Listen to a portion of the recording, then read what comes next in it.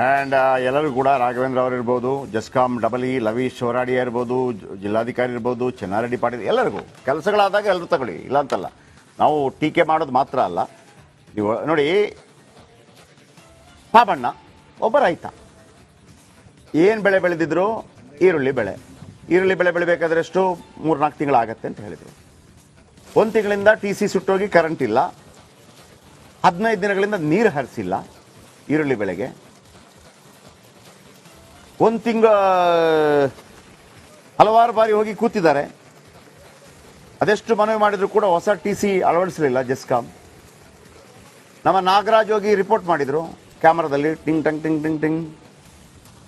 ಇವತ್ತು on air ಹೋಗಬೇಕಾಗಿತ್ತು, ಗೊತ್ತಾಗ್ಬಿಡ್ತು ಯಾದಗಿರಿ ಅವರಿಗೆ, ಸಂಬಂಧಪಟ್ಟವರಿಗೆ. ಅಯ್ಯಯ್ಯಪ್ಪ, ಶೂಟ್ ಮಾಡ್ಕೊಂಡು ಹೋಗಿದ್ದಾರೆ, ಇನ್ನು ಯಾಕೆ ಸುಮ್ಮನೆ ಚೀಮಾರಿ ಅಲ್ಲಿ ಬ್ಯಾಂಗ್ಳೂರು ಸ್ಟುಡಿಯೋದಿಂದ ಕೂತು ಶೆಟ್ರಿಗೆ. ನಮಗೂ ಸ್ವಲ್ಪ ಕೆಲಸ ಕಡಿಮೆ ಮಾಡಿದರು. ಅವರು ರಾತ್ರೋರಾತ್ರಿ ಬಂದು ಅಧಿಕಾರಿಗಳು TC ಫಿಕ್ಸ್ ಮಾಡಿದ್ದಾರೆ. ಮೊದಲು ಹೆಂಗಿತ್ತು ಈಗ ಹೆಂಗಿತ್ತು ಒಂದು ವಿಡಿಯೋ ತೋರಿಸ್ಬಿಡ್ತೀನಿ, ಫೋಟೋ ಬಂದಿದೆ. ಹೊಸ TC ಸಾಬಣ್ಣ ನೋಡಿ, ಫುಲ್ ಸಾಬಣ್ಣ ಕುಶೋಗಯ, ಸಾಬಣ್ಣ ಕುಶುವ. ಮೊದಲೇಗಿತ್ತು ಈಗ ಹೇಗಿತ್ತು ತೋರಿಸ್ಬಿಡ್ತೀನಿ. ಆಮೇಲೆ ನಮ್ಮ ಯಾದಗಿರಿ ಪ್ರತಿನಿಧಿ ನಾಗರಾಜ್ ಫೋಟೋ ಇಲ್ವಾ? 7204025704. ಯಾದಗಿರಿಗೆ ಸಂಬಂಧಪಟ್ಟ ಯಾವುದೇ ಸುದ್ದಿ ಇದ್ರೂ ಕೂಡ ನಾಗರಾಜ್ ಅವ್ರನ್ನ ಸಂಪರ್ಕ ಮಾಡಿ. ಹಾಗಂತ ಕಾಂಜಿ ಪಿಂಜಿ ಸುದ್ದಿಗಳೆಲ್ಲ ಕೊಡಬೇಡಿ. ಇವರೇ ನಾಗರಾಜ್, ನಮ್ಮ ಯಾದಗಿರಿ ರಿಪೋರ್ಟರ್. 7204025704. ಅದರ ಜೊತೆಗೆ ಬೇರೆ ಬೇರೆ ಭಾಗದವರು ಇರ್ತೀರಿ. ಸಾಬಣ್ಣ ಅವರಿಗೆ ಒಂದು ರಾತ್ರೋರಾತ್ರಿ ಯಾವುದೇ ತೊಂದರೆ ಇಲ್ಲದೆ TC ಹಾಕಿಸಿ ಕೊಟ್ಟದ್ದು ನಾಗರಾಜ್ ಅವರ ಕಾರಣದಿಂದಾಗಿ. ನಾವಿಲ್ಲಿ ಕೂತ ಅಷ್ಟುವರೆನೇ ಹೇಳ್ತಾ ಇದ್ವಿ. ಹಾಗಾಗಿ ನಾಗರಾಜ್ ಒಳ್ಳೆ ಕೆಲಸ ಮಾಡಿದ್ದೀರಿ ಅಂತ ಹೇಳಬೇಕು ಅಂತ ನಿಮ್ಗೆ ಅನಿಸಿದ್ರೆ ಅವರಿಗೆ ಫೋನ್ ಮಾಡಿ ಅವರಿಗೆ ಥ್ಯಾಂಕ್ಸ್ ಹೇಳ್ಬೋದು. ನೋಡಿ, ಸುಟ್ಟೋಗಿತ್ತು TC ಕಳೆದ 1 ತಿಂಗಳಿಂದ. ಪಾಪ ಸಾಬಣ್ಣ ಹೋಗ್ತಾರೆ, ಕೂತ್ಕೋತಾರೆ, ಚಾನು ಕುಡಿಸ್ತಾ ಇಲ್ಲ ಅವರು, ವಾಪಸ್ ಕಳಿಸ್ತಾರೆ ರಾತ್ರಿ 7 ಗಂಟೆ ತನಕ. ಸರಿ ಮಾಡ್ಕೊಡ್ರಿ ಹೇಳೋದಕ್ಕೆ ಅವರೇನು ಸಿದ್ದರಾಮಯ್ಯನವರು ಆಪ್ತಾರ, ಕುಮಾರಸ್ವಾಮಿ ಆಪ್ತಾರ, ದೇವೇಗೌಡರು ಆಪ್ತಾರ? ಸಾಬಣ್ಣ ಮಾಡಿದ್ರೆ ಏನು ಮಾಡ್ತಾನೆ ಸಾಬಣ್ಣ ಅಂತ ಅಧಿಕಾರಿಗಳಿಗಿತ್ತು. ಕೆಲಸ ಮಾಡಲಿಲ್ಲ 1 ತಿಂಗಳಿಂದ. ನಾಗರಾಜು ಗೊತ್ತಾಯ್ತು, ನಮ್ಮ ರಿಪೋರ್ಟರ್ಗೆ ಶೂಟ್ ಮಾಡಿ ತಂದರು. ಆನ್ ಏರ್ ಇವತ್ತು ಹೋಗುತ್ತೆ ಅಂತ ಗೊತ್ತಾಯ್ತು, ಕೆಲಸ ಆಯ್ತು, ಹೊಸ TC ಬಂತು, ನೀರು ಬಂತು, ಅಷ್ಟೇ. ಇಷ್ಟೇ ಆಗಬೇಕಾಗಿರೋದು. ಹಾಗಾಗಿ ಪ್ರತಿಯೊಬ್ಬರಿಗೂ ಕೂಡ ಮತ್ತೊಮ್ಮೆ ಥ್ಯಾಂಕ್ಸ್, ಧನ್ಯವಾದ. ನೋಡಿ, ಅದೊಂದು ಕೇಳಿಸ್ಕೊಳ್ಳಿ, ಇದೊಂದು ಕೇಳಿಸ್ಕೊಳ್ಳಿ, ಬಹಳ ಖುಷಿ ಆಗುತ್ತೆ ರೈತರಿಗೆ.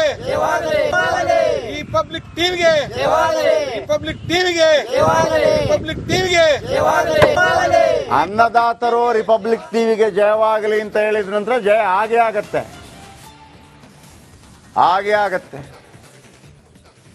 ನಿಮ್ಗೆ ಗೊತ್ತಿರಲಿ ವೀಕ್ಷಕರೇ, ಸೂಪರ್ 3 ಪವರ್ ಹೇಗಿರುತ್ತೆ. ಸೂಪರ್ 3 ಯಾವ ರೀತಿ ಕರೆಂಟ್ ಶಾಕ್ ಕೊಡುತ್ತೆ. 1 ತಿಂಗಳಿಂದ ಹಾಳಾಗಿದೆ, 15 ದಿನದಿಂದ ನೀರಿಲ್ಲದೆ ಬೆಳೆ ಒಣಗ್ತಾ ಇದೆ. ಯಾವಾಗ ರಿಪಬ್ಲಿಕ್ ಕನ್ನಡದ ಕ್ಯಾಮರಾ ಕಾಣಿಸ್ತೋ ಮಜಾ ಗೊತ್ತಾ?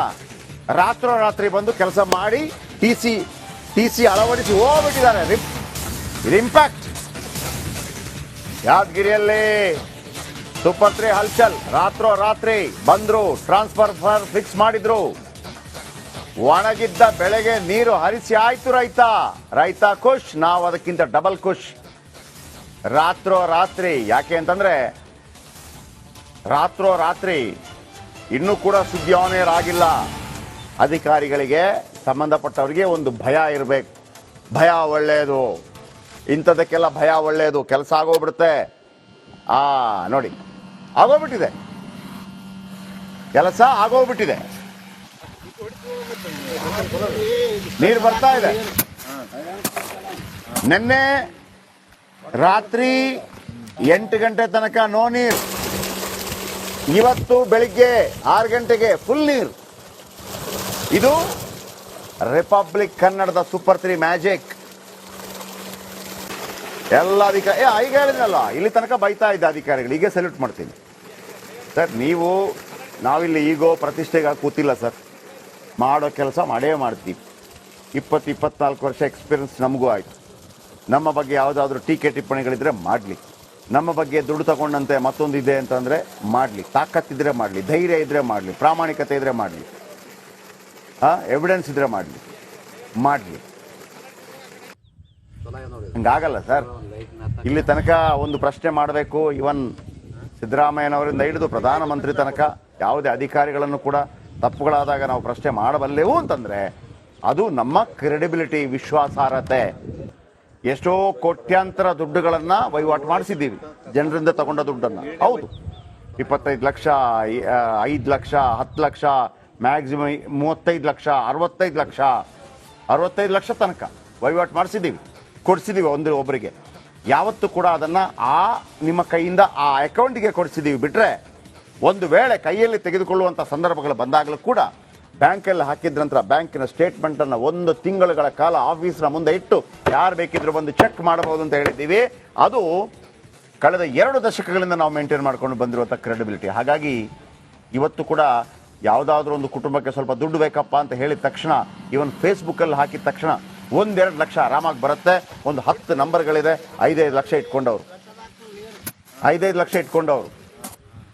ಸರ್, ಕಷ್ಟ ಇದ್ರೆ ಹೇಳಿ, ನಾವಿದ್ದೀವಿ ಅಂತ. ಹಾಗಂತ ಅದನ್ನು ಯಾವತ್ತೂ ನಾನು ಮಿಸ್ಯೂಸ್ ಮಾಡ್ಕೊಂಡಿಲ್ಲ. ಹೆಮ್ಮೆ ಇದೆ ಅದರ ಬಗ್ಗೆ. ನೀರು ಬಂದಿದೆ, ಅದರ ಬಗ್ಗೆ ಮಾತಾಡೋಣ, ಜಾಸ್ತಿ ಬೇಡ. ಪಬ್ಲಿಕ್ ಟಿವಿಗೆ, ಪಬ್ಲಿಕ್ ಟಿವಿಗೆ, ಪಬ್ಲಿಕ್ ಟಿವಿಗೆ, ಈ ಪಬ್ಲಿಕ್ ಟಿವಿಗೆ, ಪಬ್ಲಿಕ್ ಟಿವಿಗೆ, ಪಬ್ಲಿಕ್ ಟಿವಿಗೆ ಜಯವಾಗಬೇಕಾಗಿರೋದು ನಿಮಗೆ, ಅನ್ನದಾತನಿಗೆ. ಪಬ್ಲಿಕ್ ಟಿವಿಗೆ ನಮಗೆ ನಿಮ್ಮ ಕೆಲಸವನ್ನ ಮಾಡಿ ಕೊಡಿಸುವ ಒಂದು ಅವಕಾಶ ಸಿಕ್ಕಿದ್ದಕ್ಕೆ ನಾವು ಹೆಮ್ಮೆ ಪಡಬೇಕು, ಧನ್ಯವಾದ ನಾವು ನಿಮಗೆ ಹೇಳಬೇಕು. ನಿಮಗೆ ಅನ್ನದಾತನಿಗೆ, ನಮಗೆ ಅನ್ನ ಹಾಕಿದಂಥವನಿಗೆ, ನೀವು ಹಾಕಿದ ಅಲ್ಲಿ ಬೆಳೆ ಬೆಳೆದಂಥ ಈರುಳ್ಳಿ ಪಾಕಿಸ್ತಾನದವನು ತಿಂತಾನೋ ಗೊತ್ತಿಲ್ಲ, ಎಕ್ಸ್ಪೋರ್ಟ್ ಆದರೂ ಆಗ್ಬೋದು.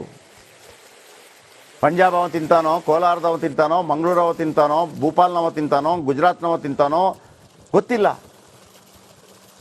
ಆದರೆ ಇವತ್ತು ನಿಮಗೆ ತೊಂದರೆ ಉಂಟಾದಾಗ ನಿಮ್ಮ ಪರವಾಗಿ ನಿಲ್ಲೋದಕ್ಕೆ ನಮಗೊಂದು ಅವಕಾಶ ಸಿಕ್ತಲ್ಲ, ಅದಕ್ಕೆ ಖುಷಿ ಪಡ್ತಾ ಇದ್ವಿ. ನಾಗರಾಜ್ ನನ್ನ ಜೊತೆ ಲೈನಲ್ಲಿದ್ದಾರೆ. ಎಸ್ ನಾಗರಾಜ್, ನೀವು, ನಿಮ್ಮ ರಿಪೋರ್ಟರ್, ನಿಮ್ಮ ಕ್ಯಾಮರಾಮ್ಯಾನ್ ತೆಗೆದುಕೊಂಡು ಬಂದಂಥ ಸುದ್ದಿ ಬಹುಶಃ ಇವತ್ತು ಹೋಗಬೇಕಾಗಿತ್ತು. ಇವತ್ತು ಹೋದ ನಂತರ, ಆನ್ ಏರ್ ಹೋದ ನಂತರ ಏನಾದರೂ ಆಗತ್ತೆ ಅಂತ ಅಂದ್ಕೊಂಡಿದ್ರಿ. ರಾತ್ರಿ ಒಂದು ಹೇಳಿ, ಸೂಪರ್ 3 ಬಗ್ಗೆ ಅಲ್ಲಿ ಅಧಿಕಾರಿಗಳಿಗೆ ಯಾವ ರೀತಿ ಮತ್ತು ಜನಗಳಿಗೆ ಯಾವ ರೀತಿ ಭಾವನೆ ಇದೆ? ಯಾಕೆ ನಮ್ಮ ಸುದ್ದಿ ರೆಕಾರ್ಡ್ ಮಾಡಿದ್ರು ಅಂದ ತಕ್ಷಣ ಕೆಲಸಗಳಾಯಿತು ಅಲ್ಲಿ? ಅದರ ಬಗ್ಗೆ ಹೇಳೋದಿದ್ರೆ, ಮತ್ತೆ ಸ್ವತಃ ನಿಮಗೆ ಆದಂಥ ಎಕ್ಸ್ಪೀರಿಯನ್ಸ್. ಯಾಕೆಂತಂದ್ರೆ ಸಿದ್ದರಾಮಯ್ಯ ಏನು ಹೇಳಿದ್ರು, ಡಿ ಕೆ ಶಿವಕುಮಾರ್ ಏನು ಹೇಳಿದ್ರು, ಬಸವನಗೌಡ ಪಾಟೀಲ್ ಯತ್ನಾಳ್ ಹೇಳಿದ್ರು, ರಾಜು ಗೌಡ್ರು ಏನು ಹೇಳಿದ್ರು, ಇದೇ ಆಗೋಗ್ಬಿಡುತ್ತೆ ಜರ್ನಲಿಸಮ್ ಅಂತಂದ್ರೆ. ಆದರೆ ಇವತ್ತೇ ನಮ್ಮ ಹುಡುಗರೇ ನಾಗರಾಜ್ ಅವರು ಒಂದು ಕೆಲಸ ಮಾಡಿಸಿದ್ರು ನೋಡ್ರಪ್ಪ. ಅದರ ಮುಂದ್ಗಡೆಯಿಂದ ಹೋದಾಗ ಇನ್ನೊಂದು 10-20 ವರ್ಷ, ಎಷ್ಟು ಗೊತ್ತಿಲ್ಲ ನನಗೆ, TC ಎಷ್ಟು ವರ್ಷ ಇರ್ಬೋದು ಅಂತೇಳಿ ನಿಮ್ಗೆ ಅನ್ಸುತ್ತೆ. ಇದು ನನ್ನ ಒಂದು ವರದಿಯಿಂದ ಆದಂಥದ್ದು. ನನ್ನ ಒಂದು ವರದಿಯಿಂದ ಈ ರೈತರಿಗೆ ಒಂದು ಕೆಲಸ ಮಾಡಿಸಿಕೊಡ್ತು ಪ್ರಕೃತಿ ಅಂತೇಳಿ. ಎಸ್, ನಿಮ್ಮೊಂದು ಎಕ್ಸ್ಪೀರಿಯನ್ಸ್ ನಾಗರಾಜ್. ಜಯಪ್ರಕಾಶ್ ಶೆಟ್ಟಿ, ಯಾದಗಿರಿ ಜಿಲ್ಲೆಯ ರೈತರ ಬದುಕು ಒಂದ್ ರೀತಿ ಶೋಚನೀಯ ಅಂತ ಹೇಳ್ಬೇಕಾಗುತ್ತೆ. ಯಾಕಂತಂದ್ರೆ ಈ ಭಾಗದಲ್ಲಿ ಅತಿ ಹೆಚ್ಚು ಮಳೆ ಆದ್ರೂ ಸಹ ಸಂಕಷ್ಟ ಅನುಭವಿಸ್ತಾರೆ, ಮಳೆ ಆಗ್ಲಿಲ್ಲ ಆದ್ರೂ ಅನುಭವಿಸ್ತಾರೆ. ಅದರ ನಡುವೆ ಈ ಅಧಿಕಾರಿಗಳ ಕಳ್ಳಾಟದಿಂದಲೂ ಸಹ ಈ ಒಂದು ರೈತರು ಆ ಸಂಕಷ್ಟವನ್ನ ಎದುರಿಸಬೇಕಾದಂತ ಸ್ಥಿತಿಯಲ್ಲಿ ಇರುವಂತದ್ದು. ಅದಕ್ಕೆ ಉದಾಹರಣೆ ಈ ಒಂದು ಮುದ್ದಾಳ ಗ್ರಾಮದ ಸಾಬಣ್ಣ ಎಂಬಾತನ ರೈತರಲ್ಲಿ ಬೆಳೆದಿರುವಂತಹ ಜಮೀನಿನ ಈರುಳ್ಳಿ ಅಂತ ಹೇಳ್ಬೇಕಾಗುತ್ತೆ. ಯಾಕಂತಂದ್ರೆ ಈ ಒಂದು ರೈತ ಏನು ಸುಮಾರು ತನ್ನ ಜಮೀನಿನಲ್ಲಿ ಇರುವಂತ TC ಹಾಳಾಗಿ ಸುಮಾರು 15 ದಿನಗಳ ಕಾಲ ಏನು ಜಸ್ಕಾಂ ಕಚೇರಿಗೆ ತಿರುಗಿದ್ರು ಸಹ ಯಾವೊಬ್ಬ ಅಧಿಕಾರಿಯೂ ಇವನತ್ತ ನೋಡಿರ್ಲಿಲ್ಲ. ಆದ್ರೆ ನಾವು ನಮ್ಮ ಈ ಒಂದು ವಿಚಾರ ಯಾವಾಗ ನಮ್ಮ ರಿಪಬ್ಲಿಕ್ ಕನ್ನಡಕ್ಕೆ ಅಂತಂದ್ರೆ ಈ ಒಂದು ಸಾಬಣ್ಣ ನಮ್ಮ ಗಮನಕ್ಕೆ ತರ್ತಾನೆ, ಅವಾಗ ನಾವು ಅಲ್ಲಿ ಸುದ್ದಿ ಮಾಡಲು ತೆರಳುತ್ತೀವಿ. ಆದ್ರೆ ಆ ಮಾರ್ನಿಂಗ್ 9 ಗಂಟೆಗೆ ಹೋಗಿ ನಾವು ಸುದ್ದಿಯನ್ನ ಮಾಡ್ಕೊಂಡ್ ಬರ್ತೀವಿ. ಅದಾದ ಬಳಿಕ ಅಂತಂದ್ರೆ ಅವತ್ತೇ ಸಂಜೆ 5 ರಿಂದ 6 ಗಂಟೆ ಒಳಗಡೆ ಅಂತಂದ್ರೆ ಜಸ್ಕಾಂ ಇಲಾಖೆಯಿಂದ ಏನು ಆ ಒಂದು ಹೊಸ TC ಅನ್ನ ಕೊಟ್ಟು ಅಲ್ಲಿ TC ಅಳವಡಿಕೆ ಮಾಡುವಂತ ಕೆಲಸ ಮಾಡ್ತಾರೆ. ಅದಾದ ಬಳಿಕ ಆ ಒಂದು TC ಅನ್ನ ಚಾರ್ಜ್ ಆಗೋ ಮೂಲಕ ಏನು ರೈತರು ಜಮೀನಿಗೆ ನೀರಿಸುವಂತ ಕೆಲಸವನ್ನು ಮಾಡ್ತಾರೆ. ಆದ್ರೆ ಈ ಒಂದು ರಿಪಬ್ಲಿಕ್ ಕನ್ನಡದಲ್ಲಿ ಹೋದಂತ ವಿಚಾರ ಯಾವಾಗ ಜಸ್ಕಾಂ ಅಧಿಕಾರಿಗಳ ಕಿವಿಗೆ ಬೀಳುತ್ತೋ, ಇದು ಆ ಸೂಪರ್ 3 ಯಲ್ಲಿ ಸುದ್ದಿ ಪ್ರಸಾರವಾಗುತ್ತೆ. ಅಲ್ಲಿ ಸೂಪರ್ 3 ಯಲ್ಲಿ ನಮ್ಮನ್ನ ಆ ತರಾಟೆಗೆ ತೆಗೆದುಕೊಳ್ತಾರೆ, ಜನ ನಮ್ಗೆ ಚೀಮಾರಿ ಹಾಕ್ತಾರೆ ಅನ್ನುವಂತ ವಿಚಾರ ಯಾವಾಗ ಈ ಒಂದು ಜಸ್ಕಾಂ ಅಧಿಕಾರಿಗಳ ಕಿವಿಗೆ ಬೀಳುತ್ತೋ, ಅವಾಗ ಜಸ್ಕಾಂ ಅಧಿಕಾರಿಗಳು ಅಲರ್ಟ್ ಆಗಿಬಿಟ್ಟು ಈ ಒಂದು ರೈತರಿಗೆ ನೀರನ್ನ ಕೊಡುವಂತ ಕೆಲಸ ಮಾಡ್ತಾರೆ. ಸದ್ಯ ಈ ಒಂದು ಆ ಜಮೀನಿಗೆ ನೀರು ಹರಿಸ್ತಾ ಇರೋದ್ರಿಂದ ರೈತರ ಮೊಗದಲ್ಲೂ ಸಹ ಒಂದ್ ರೀತಿಯ ಖುಷಿ ಮೂಡ್ತಾ ಇರುವಂತದ್ದು. ಯಾಕಂತಂದ್ರೆ ಈಗಾಗಲೇ ಸುಮಾರು 1 ಎಕರೆಗೆ 50 ರಿಂದ 60 ಸಾವಿರ ರೂಪಾಯಿ ಖರ್ಚನ್ನ ಮಾಡಿಬಿಟ್ಟು ಸಾಲ ಶೂಲವನ್ನ ಮಾಡಿ ಈ ಒಂದು ಸಾಬಣ್ಣ ಏನು ತನ್ನ ಜಮೀನಿನಲ್ಲಿ ಈರುಳ್ಳಿಯನ್ನ ಬೆಳೆದಿದ್ದಾನೆ. ಯಾಕಂತಂದ್ರೆ ಈಗಾಗಲೇ ಮುಂಗಾರಿನಲ್ಲಿ ಇದೇ ಒಂದು ಜಮೀನಿನಲ್ಲಿ ಹತ್ತಿಯನ್ನ ಬೆಳೆದಿದ್ದ, ಹತ್ತಿಯನ್ನು ಅಧಿಕ ತೇವಾಂಶಕ್ಕೆ ತುತ್ತಾಗಿ ಹಾಳಾಗಿತ್ತು. ಆ ಒಂದು ಬೆಳೆಯನ್ನ ನಾಶಗೊಳಿಸಿ ಈಗ ಈರುಳ್ಳಿಯನ್ನ ಬೆಳೆದಿದ್ದಾನೆ. ಆದ್ರೆ ಈ ಈರುಳ್ಳಿ ಬೆಳೆಯಲ್ಲಿ ಏನು ಆ ಕುಟುಂಬವನ್ನ ಸಾಕಬೇಕು, ಜೊತೆಗೆ ಈ ಮಾಡಿರುವಂತ ಸಾಲವನ್ನ ತೀರಿಸಬೇಕು. ಈ ಎಲ್ಲಾ ಒಂದು ಸಂಕಷ್ಟದಲ್ಲಿ ಸುಳಿಯಲ್ಲಿ ರೈತ ಇರುವಾಗ ಈ ಅಧಿಕಾರಿಗಳ ಈ ಒಂದು ಕಳ್ಳಾಟ ಏನು ಆ ಈ ಒಂದು ರಿಪಬ್ಲಿಕ್ ಕನ್ನಡಕ್ಕೆ ಗೊತ್ತಾಗುತ್ತೆ. ಈ ಒಂದು ವಿಚಾರವನ್ನ ಅರಿತು ಆ ಒಂದು ಸುದ್ದಿಗೆ ತೆರಳುತ್ತಿದ್ದಂತೆ ಏನೋ ಅಧಿಕಾರಿಗಳು ಅಲರ್ಟ್ ಆಗಿಬಿಟ್ಟು ಆ ಒಂದು TC very good Nagaraj, very good very good. ಈ ನಡುವೆ ಸಾಬಣ್ಣ ಅವರಿದ್ದಾರೆ, ರೈತ ನಮ್ಮ ಜೊತೆ ಫೋನದಲ್ಲಿದ್ದಾರೆ. ಸಾಬಣ್ಣ ಸಾಹೇಬ್ರೆ ನಮಸ್ಕಾರ. ನಮಸ್ಕಾರ ರೀ ಸರ್. ಖುಷಿ ಆಯ್ತಾ? ಆಯ್ತು ರೀ ಸರ್. ಅಧಿಕಾರಿಗಳ ಬಳಿ ಹೋಗಿದ್ರಾ, ಸರಿ ಮಾಡ್ಕೊಡಿ ಅಂತ ಹೋಗಿದ್ರಾ? ಅವ್ರು ಬಂದಿರ್ಲಿಲ್ವಾ? ಹೋಗಿದ್ವಿ ರೀ ಸರ್, ಹೋಗಿದ್ರಿ. ಏನಂದ್ರು? ಟೀ ಶೂಟ್ 12 ದಿವಸ ಐತ್ರಿ, ಹೋಗಿದ್ವಿ. ಹಾ, ಇವತ್ತು ಕೊಡ್ತೀವಿ ಅಂತ ಅನ್ನೋದು, ಮತ್ತೆ ಸಾಯಂಕಾಲ ತನ ಕೂಡ್ಸೋದು, ಮತ್ತೆ ವಾಪಸ್ ಕಳ್ಸೋದ್ರಿ ನಮ್ಗೆ. ದುಡ್ಡು ಕೇಳಿದ್ರಾ? ಮಾಡಿದ್ರು ಒಂದು ವಾರ ತನ. ದುಡ್ಡು ಕೇಳಿದ್ರಾ? ಇಲ್ರಿ, ಕೇಳಿದಿಲ್ರಿ. ದುಡ್ಡು ಕೇಳಿಲ್ಲ. ಓಕೆ, ಈಗ ನಮ್ಮಲ್ಲಿ ಕ್ಯಾಮರಾದಲ್ಲಿ ಟಿವಿಯಲ್ಲಿ ಬಂತಲ್ವಾ ಬರೋದಕ್ಕೆ, ಅಂದ್ರೆ ಅವರು ನಮ್ಮ ನಾಗರಾಜ್ ಅವರು ಶೂಟ್ ಮಾಡ್ಕೊಂಡು ಹೋದ್ರಲ್ವಾ? ಹೌದ್ರಿ. ನಿಮ್ಗೆ ಗೊತ್ತಿತ್ತ ರಾತ್ರೋರಾತ್ರಿ ಹಿಂಗೆಲ್ಲ ಅಧಿಕಾರಿಗಳು ಬಂದು ಕೆಲಸ ಮಾಡ್ಕೊಡ್ತಾರೆ ಅಂತ? ಯಾವತ್ತಾದ್ರೂ ನಿಮ್ಮ ಜೀವನದಲ್ಲಿ ಹಂಗೆ ಆಗಿದೆಯಾ? ಹೇಳದೆ ಕೇಳದೆ ಒಂದು ಕೆಲಸ ಮಾಡ್ಕೊಡೋದು? ಆಗಿಲ್ಲ ಸರ್. ಮತ್ತೆ ಇವ್ರು ಒಂದು ವಾರ ಸತಾಯಿಸಿರಲ್ರಿ ನಮ್ಗೆ. ಒಂದು ವಾರ ತನ ರಾತ್ರಿ 7 ಗಂಟೆ ತನಕ ಕೂಡ್ಸ್ಯಾರ ಇಲ್ಲಿ ಆಫೀಸಾಗೆ. ಹಾ ಹಾ 7 ಗಂಟೆ ತನಕ ಕುಡಿವ್ರಿ. 6 ಕೊಡ್ತೀವಿ ಅಂದ್ರೆ 6 ತನಕ ಕುಂತೀವ್ರಿ, 6:30 ತನಕ ಕುಂತೀವ್ರಿ. ಕೆಲಸ ಮಾಡಿಲ್ಲ? ಮಾಡಿಲ್ರಿ. ಟಿವಿ ಕಂಡ ತಕ್ಷಣ ಮಾಡಿದ್ರು? ನಾವು ಮತ್ತೆ ಅವ್ರಿಗೆ ಕರೆದ ಮ್ಯಾಗ ತಕ್ಷಣ ಮರ್ದಿವ್ಸ ಕೊಟ್ರಿ. ಈಗ ಆಗೋಗ್ಬಿಡ್ತಾ? ಹೌದ್ರಿ. ಖುಷಿ ಆಯ್ತಾ? ಮತ್ತೆ ಬಂದ್ರಿ, ಈಗ ಅನುಕೂಲ ಆಗ್ಯದ್ರಿ ನಮ್ಗೆ. ಒಂದು 10 ಕಿಲೋ ನೀರುಳ್ಳಿ ಕಳಿಸಿ ಆಮೇಲೆ. ಅಲ್ರಿ ಸರ್, ಅಲ್ರಿ ನಮ್ಗೆ ಟೈಮಿಗೆ ಕೊಟ್ರೆ ನಾವ್ ಇದೆಲ್ಲ ಯಾಕೆ ಮಾಡ್ತೀವ್ರಿ? ಆಗ್ಲಿ, ಒಳ್ಳೇದಾಗ್ಲಿ ಸಾಬಣ್ಣ ಅವರೇ. ಖುಷಿ ಆಯ್ತು ನೀವು ಖುಷಿಯಲ್ಲಿದ್ದೀರಿ ಅಂತೇಳಿ. ಹೌದ್ರಿ.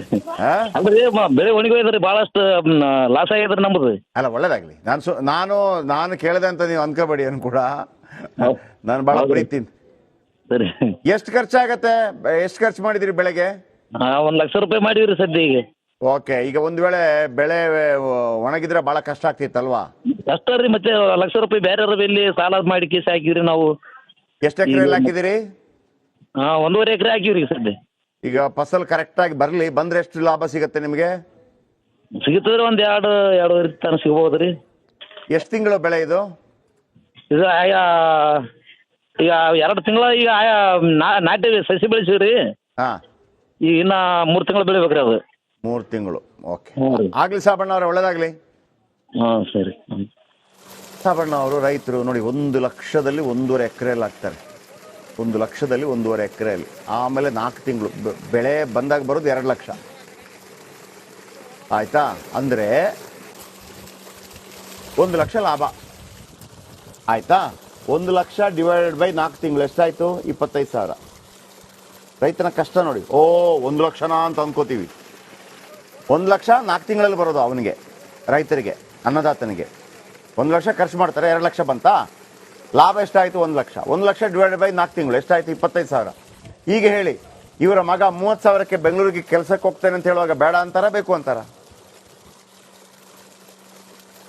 20,000 ಸಿಕ್ಕಿದ್ರು ಹೋಗು ಅಂತಾರೆ. ಯಾಕೆ? ಇಷ್ಟು ಕಷ್ಟಪಡಬೇಕು ಅಂತಿಲ್ಲಲ್ಲ. ಅದು ವಲಸೆ ಹೋಗ್ತಿರೋದು ಆ ಕಾರಣಕ್ಕೆ. 1 ಲಕ್ಷದ್ದು ಹಾಕಿ 4 ತಿಂಗಳಲ್ಲಿ 8 ಲಕ್ಷ ಬಂದಿದ್ರೆ ಬೇಡ ಅಂತಿದ್ರು, ಇಲ್ಲೇ ದುಡಿಯಪ್ಪ ಅಂತೇಳಿ.